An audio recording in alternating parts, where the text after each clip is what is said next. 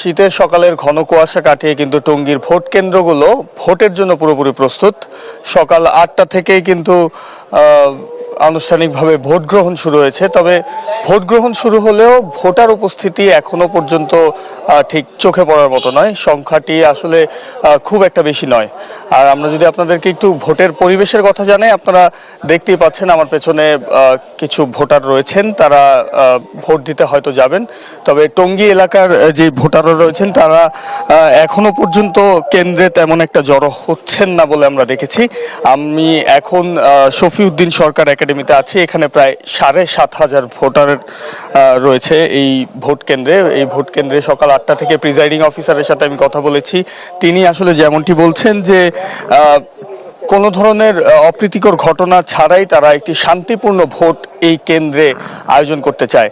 এখানকার polling agent যেগুলো রয়েছেন, যারা রয়েছেন তারাও সময় মতো প্রবেশ করেছেন আমরা দেখেছি।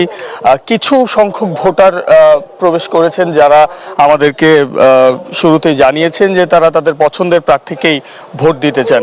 আর যদি এই আসনের ভোটের সমীকরণের কিছু তথ্য আপনাদেরকে জানাতে চাই, সেখানে কিন্তু এই আসনে গাজীপুর ২ আসন এবং ২ আসনে কিন্তু একটি হাড্ডাহাড্ডি লড়াই হতে যাচ্ছে আওয়ামী লীগ বনাম আওয়ামী লীগ। অর্থাৎ আওয়ামী লীগের যে প্রার্থী রয়েছেন তিনি বর্তমান সংসদ সদস্য জাহিদ আহসান রাসেল, তাকে চ্যালেঞ্জ জানাতে কিন্তু আছেন কাজী আলিমউদ্দিন বুদ্দিন। তিনি ট্রাক মার্কা নিয়ে এখানে প্রতিদ্বন্দ্বিতা করছেন। তাদের দুজনের মধ্যে একটি হাড্ডাহাড্ডি লড়াইয়ের আশা করছেন এখানকার ভোটাররা এবং আওয়ামী লীগ সমর্থিত প্রার্থী যিনি রয়েছেন তাকে কিন্তু একটি চ্যালেঞ্জের মুখোমুখি হতে পারে বলেও তারা মনে করছেন।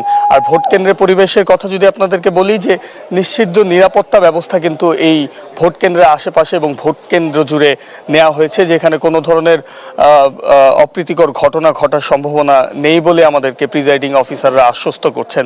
তবে এখনো পর্যন্ত ভোটার উপস্থিতি কেমন হয় সেই বিষয়টা চ্যালেঞ্জ হিসাবে নিচ্ছেন নির্বাচন কর্মকর্তারা।